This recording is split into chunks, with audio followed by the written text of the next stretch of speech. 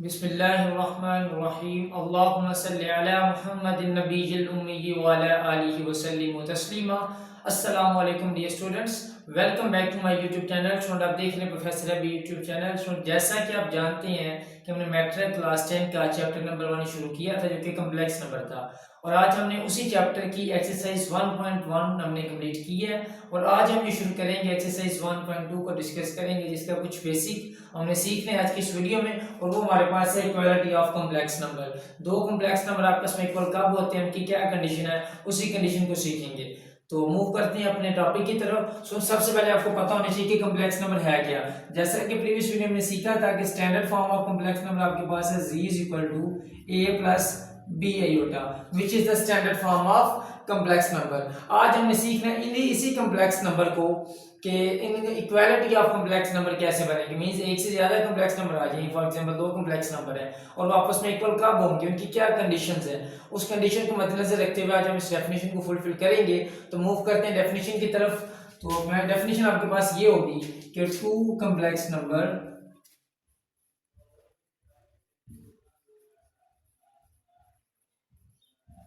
are said to be equal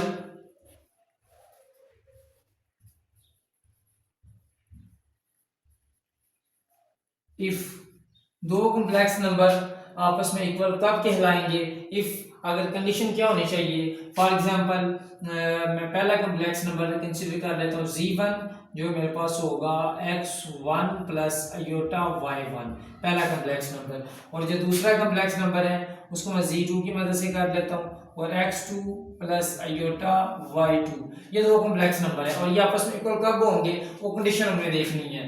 implies that z1 equal to z2 also implies that z1 की value आपके पास है x1 plus iota y1 which is equal to x2 plus iota y2।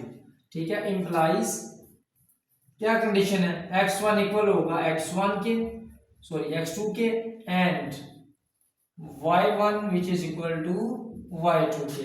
क्या मतलब हुआ कि आपके पास दो कॉम्प्लेक्स नंबर इक्वल कब होंगे, जब उसका रियल पार्ट के इक्वल होगा, इमेजिनरी पार्ट के इक्वल होगा, तो फिर वो दो कॉम्प्लेक्स नंबर आपस में इक्वल कहलाएंगे।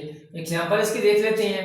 एग्जांपल इसकी ये हो सकती है, अगर आप पहला कॉम्प्लेक्स नंबर क्या देते हैं, एग्जांपल के तौर पे z1 is equal to 2 plus 3 iota and z2 2 minus 3 iota, ये प्लस ही कर ले, 2 प्लस 3 आयोटा।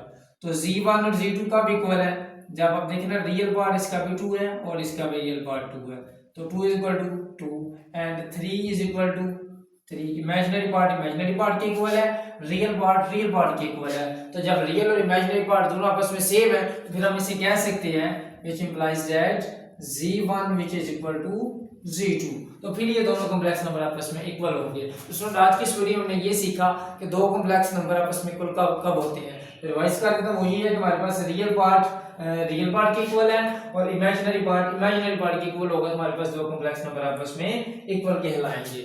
ठीक है, तो फिर हम ये कह सकते हैं ये कंडीशन फुलफिल है कि z1 is equal to z2। तो स्टूडेंट आज की इस वीडियो में हमने ये सीखना है कि दो कॉम्प्लेक्स नंबर आपस में इक्वल कब होते हैं और उनकी क्या कंडीशन है। उम्मीद है आपको कांसेप्ट क्लियर हो गया होगा। मूव करते हैं बेटा इंशाल्लाह नेक्स्ट वीडियो में हम एक नया टॉपिक, नया कांसेप्ट लेके आएंगे जो आपको हेल्प करेगा एक्सरसाइज 1.2 के लिए।